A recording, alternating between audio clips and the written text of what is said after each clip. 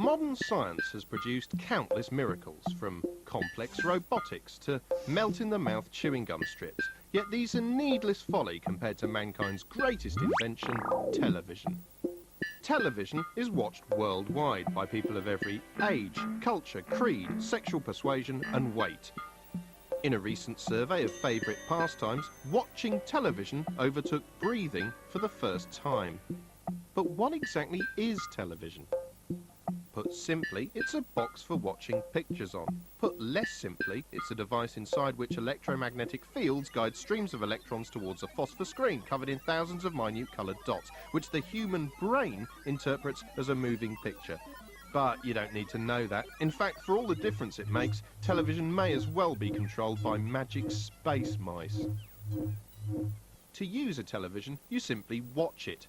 And if you don't know how to do that, do not change channels until we instruct you to do so, because this programme has been designed specifically to teach you how to watch television. If you're about to watch television, the first thing to ask yourself is, do I have a television? If the answer is no, you'll have to go and buy one, and this means choosing a television. In the early days of broadcasting, all television sets looked like this.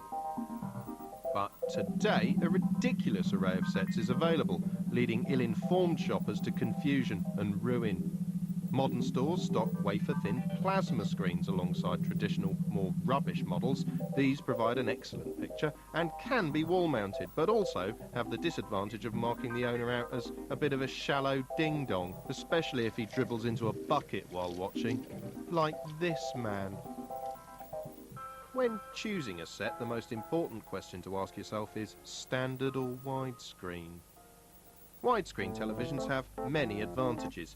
For example, this sequence in which two men carry a ladder horizontally toward the viewer loses 40% of its impact if viewed on a regular screen. But widescreen isn't all fun with ladders. Selecting the correct aspect ratio can prove problematic. The phrase aspect ratio refers to the shape of a programme. Old 4:3 programmes don't fit the 16:9 format popular today, so compromises must be made. The viewer has three options. Option 1. Watch the action in a compact box in the centre of the screen. Blah, blah, blah, news. This can be blah, frustrating blah, due to the area wasted on either side. Figures going Intellectual up, viewers might like to use this space to make notes on the broadcast using a dry white marker, although this will probably annoy others in the room, particularly if your comments are ill-informed and puerile. Report, city news, sports news, weather. Option 2. Zoom in until the entire screen is filled. We got a graph that come up, poll results, figures, scientific report. Again, this is less than ideal, since important captions and information often disappear from view. For instance, anyone watching this news bulletin in zoom-in mode is missing vital information. And a new report on that and a report on this. Option 3. Stretch the image to fill both sides. Live report, interview coming up, blah, blah, blah, report. Stretching is perhaps the least rewarding option of all, with the image distorted to the point of incomprehension until the viewer feels drunk and disorientated. Only an idiot watches television like this. It is an idiot's solution. And bulletin which come in from the field and from the reporter who is in the field. Aspect ratios are such a minefield, the inability to decide on one setting can have tragic consequences.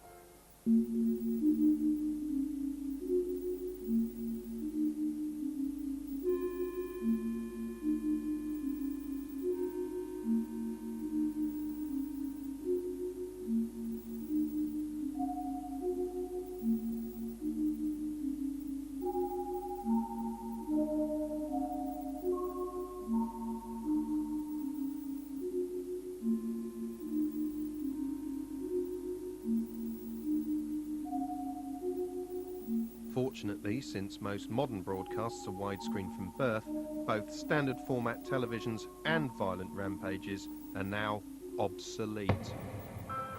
Next, decide where to place your set. Ideally, your television should be situated in a position from which it can cheerfully dominate your entire living quarters. Once it's positioned, reposition everything else in the room to leave a clear path to the set.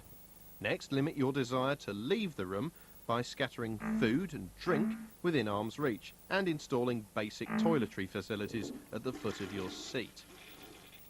The prominence given to television in your daily life speaks volumes, so choose wisely. Meet Piers and Brian. Brian has a widescreen television dominating his living room, with large speakers on either side. His home is the static equivalent of a theme park ride, whilst Piers has chosen to emphasise how unimportant television is to his life by deliberately buying a small 14-inch set and hiding it in the corner. Which is the fool? The answer is Piers, because he's a pseudo-intellectual called Piers. He also has a crick in his neck caused by a lifetime spent sitting at an awkward angle, squinting at the late review on his tiny box. If Piers were to visit Brian's home and enjoy Krzysztof Kieslowski's Three Colours trilogy on Brian's surround sound home cinema system, he would soon see the error of his ways. But this is unlikely to happen for two reasons. Firstly, because Brian doesn't have the Three Colours trilogy in his DVD collection, which largely consists of porn hidden behind pirated Hollywood blockbusters. And secondly, because Brian and Piers don't really get on. Once your television is positioned, you'll need to choose a programme. Deciding what to watch isn't easy, but just as connoisseurs choose a wine that suits their meal, astute viewers select programmes that complement their mood. For instance, if you're sad, a light entertainment show may lift you from the doldrums, and if you're happy, watching a news bulletin will help bump you back down to reality, until it's time for the next light entertainment show, and so on. This is known as infinite distraction. Regulating your mood using infinite distraction will help you maintain the correct level of intellectual blankness necessary for prolonged periods of viewing. We'll learn more about infinite distraction later. First, let's examine the listings. Although television listings can help you decide what to watch, the sheer amount of information within is daunting, and with new channels arriving each day, the situation is getting worse and worse and worse and worse and worse. This video from the National Televisual Research Laboratory demonstrates just how dangerous such proliferation of choice can be. This man has been channel surfing for the past 89 hours.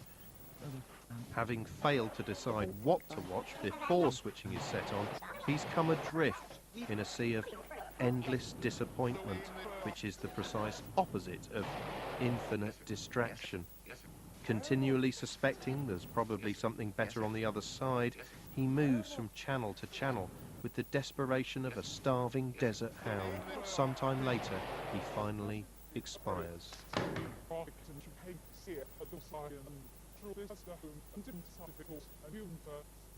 This is why using listings wisely is important. You should select a program in advance and stick to it, regardless of what's on the other side. That's why an increasing number of channels favour programs with eye-catching titles. For example, a title such as The World's Bloodiest Police Shootouts tells you the program itself will be jam-packed with horror, violence and wobbly camera work, while When Checkout Girls Bend Over indicates a hard-hitting investigation into female sexuality. As a general rule of thumb, the more self-explanatory a title is, the worse the program itself will be. A show called America's Gooeyest Clips, in which a kitten pokes its head out of a Wellington boot, should be avoided by everyone except the most gurgling simpleton. A title consisting of a single forename or surname is almost certainly a daytime talk show, such as Trisha or Kilroy. Talk show topics vary wildly, but can be quickly identified by the synopsis in the lower portion of the screen. This works in a similar way to eavesdropping your way around a cocktail party to see which conversation will prove the most interesting. That's quite good. Basically, I eat as much meat as I like, but no fat, but no cheese. I can have a quick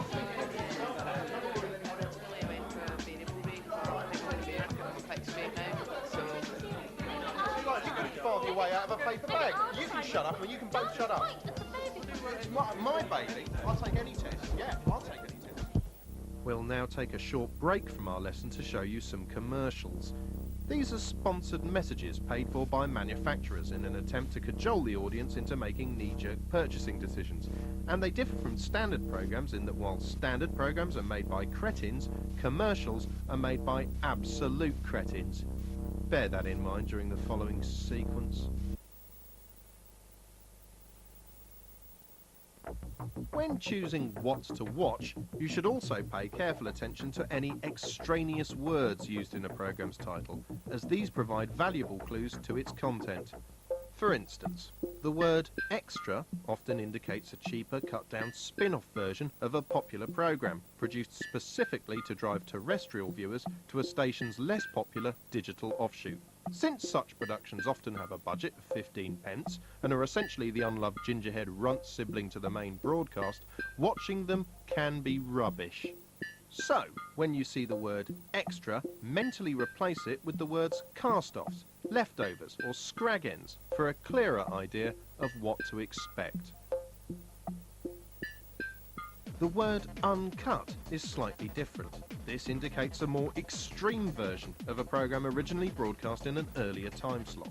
For example, if the 9:30 showing of a programme called Twit Club contains twits exhibiting slightly raucous behaviour, the 11:30 Twit Club Uncut will feature twits who are completely out of control.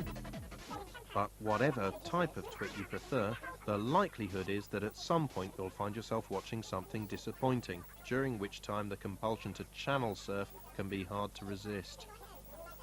But you can stave off the urge to flip by exercising and increasing your boredom threshold. The following sequence will help you gauge your own boredom threshold. It lasts just 60 seconds, but will feel far longer. All you have to do is count the number of times you find yourself fighting the urge to change channels. The sequence starts now.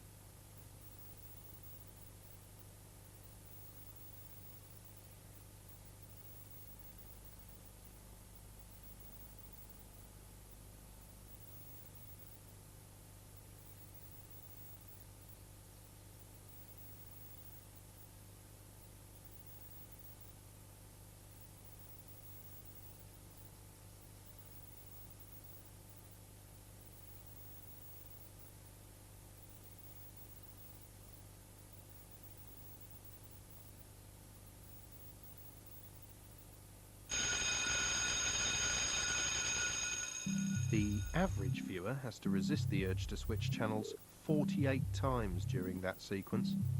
Your boredom threshold is considerably lower, which is why you're still here, isn't it, dum-dum?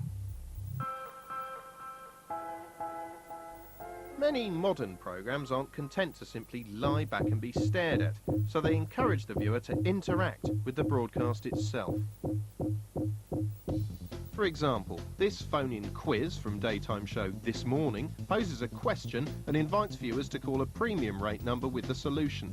But the most difficult question to answer about this quiz is, why bother with the quiz at all? Since the answer is so obvious, only a backward farmhand who'd spent the morning smacking himself on the head with a spade could possibly get it wrong. The answer is C. So why did they bother with the quiz? Was it A, to flatter the audience into thinking themselves clever? B, to ensure more people phone in? Or C, because TV producers are obliged to make such contests into a game of skill rather than a straightforward lottery, which is why they cover their asses by providing an insultingly simple question, while simultaneously ensuring as many people as possible will call their expensive phone line, thereby insulting the viewer's intelligence twice at the same time. The correct answer, of course, is C. Which leads us to another question, namely, the average programme maker believes the audience is A, intelligent, B, demanding, or C, a dumb mass of exploitable proletarian flesh bags with little or no mind of its own. If you think you know, call 090 987 909 81. We'll tell you the answer in a moment, so get dialing. In the meantime, back to interactivity. From now on, you are entirely in control. Reality TV shows often feature a phone-in eviction vote, where the audience decides which preening dumbbell they can withstand the longest. Weirdly, such votes often result in a frightening display of eugenic conformity, as any contestant exhibiting a glimmer of individuality is quickly ejected, leaving behind a bland wash of automatons from which the winner will eventually be drawn. This sometimes leaves the producers struggling to make the programme seem interesting, and explains at a stroke why the answer to our earlier question was C. There are other, more sophisticated examples of interactivity which you should accustom yourself with at the earliest opportunity. For example, this is the Friendly TV channel, which encourages viewers to interact with its on-screen presenters, or friends, via text message, or by telephone. Let's see. Hello, Friendly TV. Hi, who's this? Sorry? George, how are you and where are you from, George? London, wonderful. What are you up to today? Nothing. Okay, George, thanks for ringing and speak to you soon. Bye. Yeah? Oh, he's gone. I just spoke to George, who's actually from London. As you can see, the greater the level of interactivity, the greater the level of involvement engendered in the viewer. But extreme involvement can be dangerous. Quizlos hubby's suicide. A husband killed himself after his wife beat him in the Test the Nation TV quiz show, an inquest heard. When she scored a higher mark as they watched the BBC General Knowledge show, he threw his notepad and pen across the room and called himself Thick. After his wife went to bed at their home, he took about 40 pills and drank a bottle of vodka. However, such tragedies are rare. Most programmes try to make you feel good about yourself, and this, coupled with infinite distraction, makes it easy for viewers at home to use television to block out the reality of their lives. Used carefully, television can induce a trance-like state in the viewer, which has many beneficial uses. For example, this couple fell out of love 4 years ago, but have learned that using television as a substitute for personal interaction dramatically reduces the level of mutual loathing between them. Thus, television has kept their relationship alive well beyond its natural duration, and with any luck will continue to do so until the end of their lives together. Thanks to her use of television, this woman is unaware of her own lack of life experience. By watching people on television converse, laugh, attend parties and fire pistols, she shares some of their enjoyment and consequently has little desire to take part in mundane human activities such as attracting a mate or scaling the career ladder. Instead, she has created a secure mental bubble for herself, which is unlikely to ever be breached by outside contact. Here we see a man amusing himself and a friend by making sarcastic comments about a TV show. Such behaviour keeps both entertained and reinforces their shared sense of superiority. Cynical or sardonic viewers often believe that they have a firmer grasp on reality than the masses watching the same broadcast unironically, who, they reason, must be in some way insane to put up with such garbage. Yet this is not the case. Serial killer Dennis Nielsen used to watch television in the company of his victims' corpses, muttering sarcastic comments on soaps and sitcoms as he cuddled their lifeless bodies. In other words, one's capacity to mock an episode of Bargain Hunt should not be taken as a reliable indicator of mental health. and indeed may mark its protagonist out as an angry outsider harbouring deep resentment for society. Here we see another outsider harbouring resentment in front of his television. He believes his anger is caused by the low quality of the programme he's watching, but in reality it's fuelled by his own underachievement. In his youth he dreamt of being a great playwright, but things have not gone well, and he now works in the marketing department of a shoe company. Watching mediocre television merely reinforces his belief that he could write better stuff than that with his eyes closed. Were he to switch off the set and channel his rage into creating a heartfelt work of fiction, he might achieve great success, but would also be devoid of his favourite hobby, sitting around, consumed with bitterness. As you've seen, there are countless ways to watch television. So far, we've looked at the most common methods. Finally, let's examine unconventional viewing techniques. Most people watch television with their head upright, but there may be occasions when they're unable to do so. This man has recently suffered a traumatic breakup and simply can't raise himself from the throes of despair. Note the horizontal positioning of the body. At this angle, his head is turned through 90 degrees, rendering on-screen images confusing to the eye. As we'll see now, it is possible to create programs specifically aimed at viewers using this technique. For the following sequence, tilt your head 90 degrees to the right.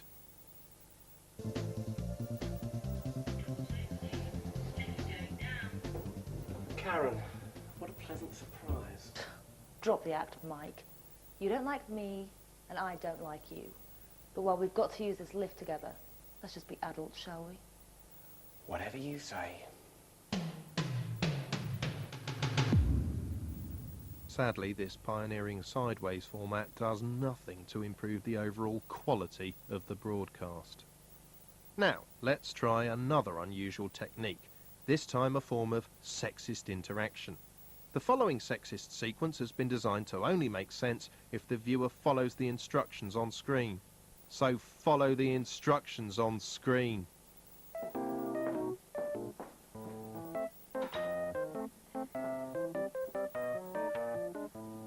Oh, hello. I didn't see you there. What can I do for you? I see. Would you like a drink first? What can I get you?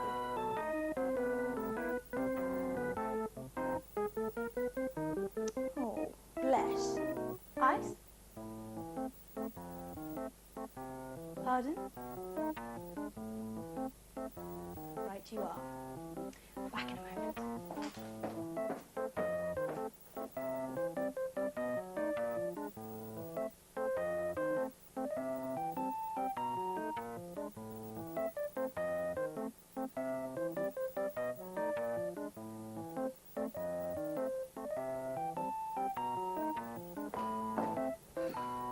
That's a filthy habit, you know. Here's your drink. Now, why don't you close your eyes while I take off these silly old clothes, hmm?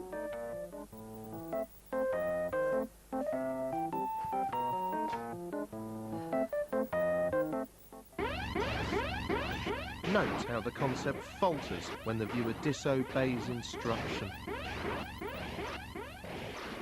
Throughout this programme we've shown you how to select and position your television, how to choose a broadcast, and the many different ways you can look at the screen. You are now fully qualified to enjoy the rest of your evening's viewing of television. You're viewing of television. You're watching television. Look at me. I'm you, and I'm watching television. You're watching television. You're watching television. You're watching television. You're watching television. You.